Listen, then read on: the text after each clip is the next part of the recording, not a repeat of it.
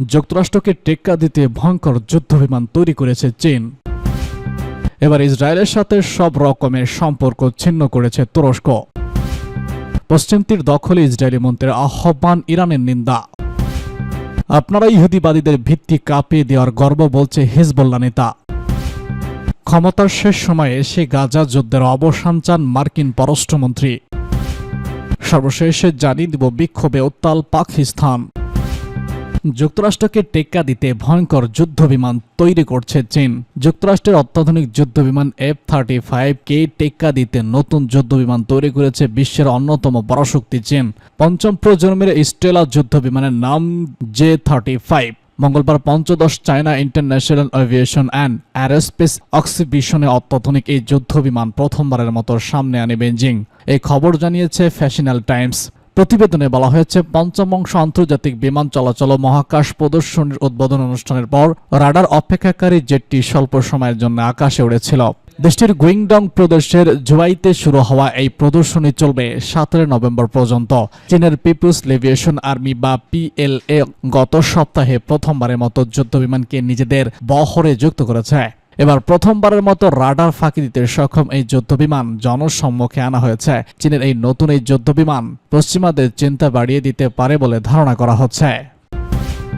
ইসরায়েলের সাথে সব রকমের সম্পর্ক ছিন্ন করেছে তুরস্ক। তুরস্কের প্রেসিডেন্ট রেসেপ তাইয়েপ এরদোগান দাবি করেছেন, ইহুদিবাদী ইসরায়েলের সাথে তার সব ধরনের সম্পর্ক ছিন্ন করেছে। ফিলিস্তিনের অবরুদ্ধ গাজা উপত্যকা এবং লেবাননে ইসরায়েল যে গণহত্যা ও রক্তক্ষয়ী বর্বর আগ্রাসন চালাচ্ছে তার প্রতিবাদে তুরস্ক এই পদক্ষেপ নিয়েছে বলে দাবি করেছে প্রেসিডেন্ট এরদোগান। সৌদি আরব এবং আজারবাইজান সফর শেষে দেশে ফেরার পর বিমানে সাংবাদিকদের সাথে আলাপকালে বসেছে তুর্কি নেতা। তিনি বলেছেন, তার নেতৃত্বাধীন তুর্কি প্রশাসন ইসরায়েলের সাথে সম্পর্ক উন্নয়ন করার চেষ্টাকে অব্যাহত রাখবে না। তুরস্কের ক্ষমতাসীন জোট এই সিদ্ধান্তের ব্যাপারে দৃঢ় প্রতিজ্ঞ এবং এই অবস্থান ভবিষ্যতেও ধরে রাখবে। এরদোগানের উদ্ধৃতি দিয়ে তুর্কি বার্তা সংস্থা এনাদুল জানিয়েছে, ফিলিস্তিনের ব্যাপারে ইসরায়েলি কর্মকাণ্ডের শক্ত জবাব দিচ্ছে তুরস্ক। পাশাপাশি ইহুদি ইসরায়েলের যুদ্ধবাজ প্রধানমন্ত্রীকে গণহত্যার বিষয়ে জবাবদিহি করার জন্য এরদোগান তার ক্ষমতার ভিতরে থেকে সবকিছু করবে বলে জানান তিনি। ইসরায়েলে বিভিন্ন পশ্চিমা দেশ যে সশস্ত্র অস্ত্রের চালান পাঠাচ্ছে সে ব্যাপারেও তুর্কি প্রেসিডেন্ট উদ্বেগ প্রকাশ করেন।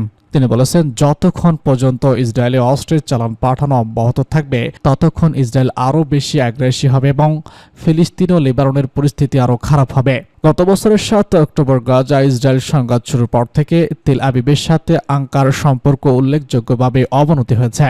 কিন্তু ইসরায়েলের বিরুদ্ধে আবারও কার্যকর ব্যবস্থা না নেওয়ার কারণে তুরস্কের বিষয়ে আন্তর্জাতিক অঙ্গনে নানামুখী সমালোচনা রয়েছে। ইসরায়েলের সাথে তুরস্ক সম্পর্ক পুরোপুরি ছিন্ন করেনি। গত মে মাসে গাজা পরিস্থিতির কথা উল্লেখ করে তুরস্ক ইসরায়েলের সাথে বাণিজ্যিক সম্পর্ক ছিন্ন করে। এছাড়া ইসরায়েলের নিযুক্ত তুর্কি রাষ্ট্রদূতকে দেশে ডেকে পাঠানো হয়, কিন্তু তেল আবিবে তুরস্কের দূতাবাস এখনও চালু রয়েছে। পশ্চিম তীর দখলে ইসরায়েলি মন্ত্রীর আহ্বান, ইরানের নিন্দা।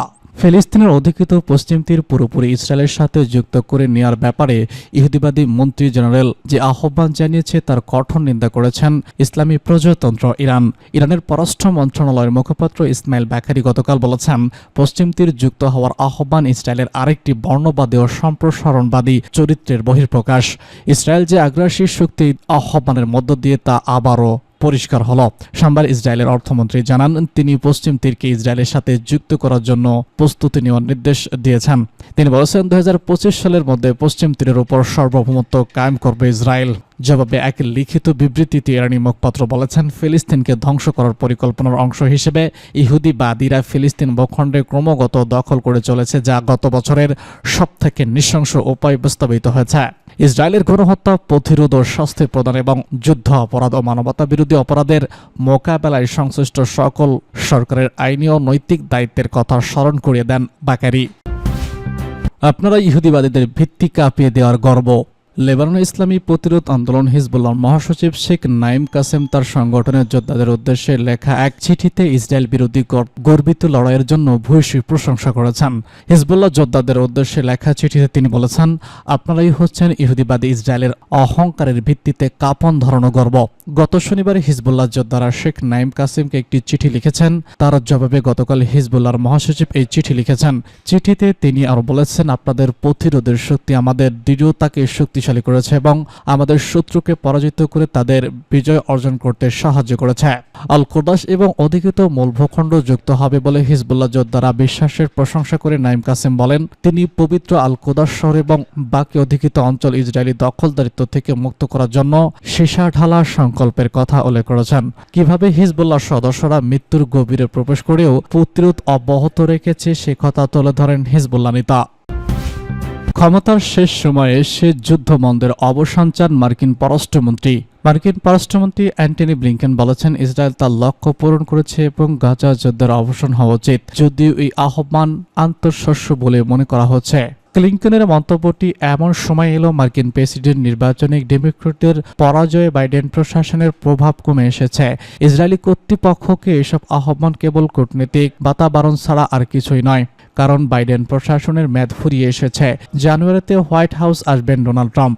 ইসরায়েলকে গাজায় আক্রমণ বন্ধ করার আহ্বান জানিয়ে ক্লিংটন বলেছেন, ইসরায়েল ফিলিস্তিনি ছিটমহলে হামাসের সামরিক অবকাঠামো ভেঙে ফেলার কৌশলগত যুদ্ধ লক্ষ্য পূরণ করেছে। বুধবার ব্রাজিলের সাংবাদিকদের তিনি বলেছেন, এটি যুদ্ধ শেষ করা হওয়া উচিত। এদিকে গাজা উপত্যকায় ইসরায়েলি হামলায় আরও 47 ফিলিস্তিনি নিহত হয়েছেন, আহত হয়েছে 150 জন। এতে করে গত বছরের 7 অক্টোবর থেকে মূল ভূখণ্ডেতে নিহতের সংখ্যা 43,700 জনে পৌঁছেছে। বুধবার গাজার স্বাস্থ্য মন্ত্রণালয় এই তথ্য জানিয়েছে। মন্ত্রণালয় এক বিবৃতিতে বলেছে, নিরলস এই হামলা আবারও অন্তত 1,03,550 জন আহত হয়েছেন। অনেক মানুষ এখনও বাস্তুচ্যুতের নিচে এবং ধ্বংসস্তূপের নিচে আটকা পড়ে আছেন, কারণ উদ্ধারকর্মীরা তাদের কাছে পৌঁছাতে পারছে না। হামাস ইসরায়েল যুদ্ধ শুরু হওয়ার 1 বছরের মধ্যে মধ্যপ্রাচ্য অত্যন্ত 11 বার সফর করেছে ক্লিংটন। সফরে জিম্মি মুক্তি, গাজার একটি যুদ্ধবিরতি নিয়ে বিভিন্ন পদক্ষেপের সঙ্গে বৈঠক করেছে তিনি। মার্কিন নির্বাচনের আগে যুদ্ধবিরতির জন্য সর্বাত্মক চেষ্টা চালালেও ইসরায়েলকে থামাতে ব্যর্থ হয়েছে বাইডেন প্রশাসন। এখন প্রায় ক্ষমতা ফেরানোর শেষ সময়ে এসে মার্কিন পররাষ্ট্রমন্ত্রীর এই আহ্বান তেল আবিবের জন্য কোনো চাপ বয়ে আনবে না। বিক্ষোভে উত্তাল পাকিস্তান। বিশ্বনন্দিত ক্রিকেট কিংবদন্তি এবং পাকিস্তানের সাবেক প্রধানমন্ত্রী ইমরান খানের মুক্তির দাবিতে বিক্ষোভে উত্তাল সারা দেশ। বিশেষ করে পাকিস্তান নির্বাচনে রিপাবলিকান প্রার্থী ডোনাল্ড ট্রাম্প প্রেসিডেন্ট নির্বাচিত হওয়ার পর থেকে উত্তপ্ত হয়ে উঠেছে পাকিস্তানের রাজনৈতিক অঙ্গন। এ নিয়ে বাক বিতণ্ডায় জড়িয়েছে সে দেশের মন্ত্রী ও বিরোধী নেতারা।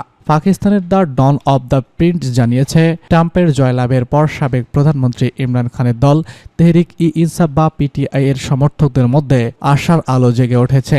ডন দ্য প্রিন্টের বিবৃতি দিয়ে থেকে এপি খবর দিয়েছে। পিটিআই নেতা সৈয়দ ফুলতি বুখারী সংবাদ মাধ্যমকে বলেছেন, আমি রিপাবলিকান পার্টি নবনির্বাচিত প্রেসিডেন্ট ডোনাল্ড ট্রাম্পের মেয়ে ইভাঙ্কা এবং জামাতা সঙ্গে ইমরান খানের উপর দমন রিপোর্ট নিয়ে আলোচনা করব। তিনি বলেছেন, ইমরান খানের প্রতি ট্রাম্পের কর্নার রয়েছে। ট্রাম্প ইমরানের কারাবাস নিয়েও গভীর উদ্বেগ প্রকাশ করেছিলেন, তবে পিটিআইয়ের এমন দাবি প্রত্যাখ্যান করেছে ক্ষমতাসীন মুসলিম লীগ। বিষয়টি পাকিস্তানের প্রতিরক্ষা পররাষ্ট্রমন্ত্রী এবং পররাষ্ট্র বিষয়ক মুখপাত্র উড়িয়ে দিয়েছেন। ট্রাম্পের জয়ের পর খানের এক্স হ্যান্ডেল থেকে একটি অভিনন্দন বার্তা পোস্ট করা হয়েছিল। পোস্টে ট্রাম্পকে ইমরান খানের খুব ভালো বন্ধু হিসেবে উল্লেখ করা হয়। পোস্টে লেখা ছিল, ট্রাম্প যুক্তরাষ্ট্রের প্রেসিডেন্ট নির্বাচনে জয়ী হওয়ায় আমরা ও পিটিআই এর পক্ষ থেকে ট্রাম্পকে প্রাণ ঢালা অভিনন্দন। সমস্ত প্রতিকূলের বিরুদ্ধে মার্কিন জনগণের ইচ্ছার প্রতিফলন ঘটেছে।